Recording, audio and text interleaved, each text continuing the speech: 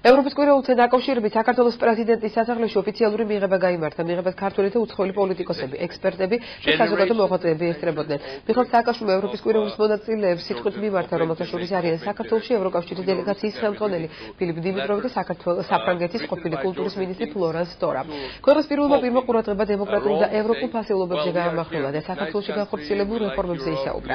იგი ევროპულ სტრუქტურებში ქვეყნის ინტეგრაციის საკითხსაც შეეხო და აღნიშნა, რომ ევროკავშირთან მოლაპარაკების პროცესი წარმატებით მიმდინარეობს. ევროპის კვირაულის ფარგლებში საქართველოს 60 სტუმარი ეწვია. შეხვედრებისა და დებატების მთავარი თემა ქვეყანაში მიმდინარე სოციალური ტრანსფორმაცია, საქართველოს ევროპეიზაცია, ევროკავშირის მიმდინარე პოლიტიკა და საქართველოს ევროკავშირის ურთიერთობა იყო. It's an amazing thrill to host you all of you this უპირველეს ყოვლისა მოხარული ვარ გიმასპინძლოთ აქ პრეზიდენტის სასახლეში. ეს ღონისძიება ყოველ წელს სულ უფრო ფართომასშტაბიანი, საინტერესო და უკეთესი ხდება, რადგან ჩვენ ევროპის შემადგენელი ნაწილი ვართ. მთავრობის შემადგენლობაში პირველად 2001 წელს იუსტიციის მინისტრის რანგში გამოვჩნდი. მაშინ, როდესაც ხალხი ამ დროშას უყურებდა, მას ეგონა, რომ ახალი საელჩო გაიხსნა. ხელისუფლებაში მოსვლის შემდეგ უპირველესად ეს დროშა ავწიეთ და ბავშვებს ევროპული ჰიმნი მოვასმენინეთ. ეს დროშა ჩვენ პარლამენტის წინ დავკიდეთ, უფრო სწორად რომ ვთქვათ, პარლამენტის ძველი შენობის წინ, რადგან საქართველოს უკვე პარლამენტის ახალი შენობა აქვს. ამ ფაქტმა ევროპელი მინისტრები და სახელმწიფოების მეთაურები გააოცა, ზოგიერთმა მათგანმა ამასთან დაკავშირებით პროტესტიც კი გამოთქვა. ისინი ფიქრობდნენ, რომ ჩვენ ამით ვტრაბახობდით, რადგან ვერ ხვდებოდნენ თუ რატომ ფრიალებდა ეს დროშა აქ, ამ ღარიბ სასოწარკვეთილ ქვეყანაში. 2008-9 წლებამდე საქართველოს ევროპულ პრესაში პატარა, ღარიბ და კორუმპირებულ ქვეყნად მოიხსენიებდნენ. საქართველოს სავიზიტო ბარათი სწორედ ეს სიტყვები იყო.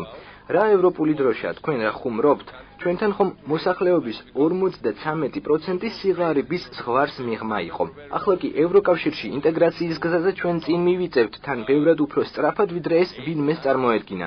რამდენიმე დღეში სამოქმედო გეგმაც გამოცხადდება ევროკავშირის ქვეყნებთან ვიზების ლიბერალიზაციასა და უვიზო მიმოსვლის თაობაზე. აქვე მინდა აღვნიშნო, რომ ევროკავშირის კვლევების თანახმად საზღვრების კონტროლის თვალსაზრისით ჩვენ ერთ-ერთი ყველაზე განვითარებული ქვეყანა ვართ ევროპის მასშტაბით. საქართველოს პირველი ქვეყანაა ევროპაში, რომელსაც ელექტრონული ჭიშკრები აქვს. თუ კი თქვენ პასპორტში ელექტრონული ჩიპი გაქვთ, საზღვრის გადაღახვა შესაძლებელია ისე, რომ მესაზღვრეებთან შეხებაც არ მოგიწევთ, თუმცა მათთან ურთიერთობა ძალიან სასიამოვნოა. ასე რომ ევროკავშირთან ჩვენ უვიზო მიმოსვლა გვექნება. ამას გარდა მუშაობთ ღრმა და ყოვლისმომცველი თავისუფალი ვაჭრობის შესახებ ხელშეკრულების გაფორმებაზე.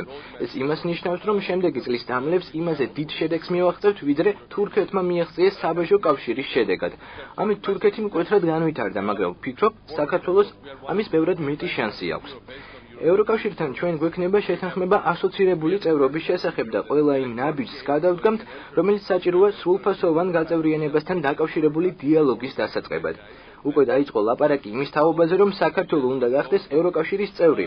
შარშან ეს პრეზიდენტ სარკოზისგანაც მოვისმინე. ბოლო თვეების განმავლობაში ეს სულ უფრო ხშირად მესმის ევროპელი ლიდერებისგან და ამას უკვე ჩვენც ვეჩვევით.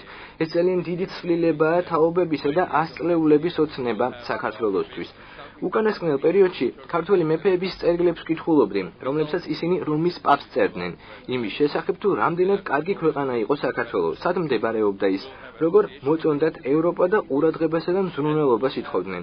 მათ ყველა დიდ მონარქთან, მათ შორის ლუი მე-14-ის კარზეც გაგზავნეს დელეგაცია. იმ დროს საქართველოს მოსახლეობის ერთმა ნაწილმა კათოლიკური სარწმუნოებაც მიიღო, რათა ხაზი გაესვა ევროპასთან ჩვენი კავშირისთვის. მაშინ ევროპის დანარჩენი ნაწილი ჩვენით დაინტერესებული არ იყო. ქართველები კი უცხო მმართველებისგან თავის დაღწევასა და ევროპასთან დაახლოებას ცდილობდნენ. დღეს სხვა პირობებში ვცხოვრობთ, ასეთი ოპტიმისტური განწყობა არასდროს არ მქონია. ეს არის ჩვენი ევროპული დიპლომატიის უდიდესი ცვლილება.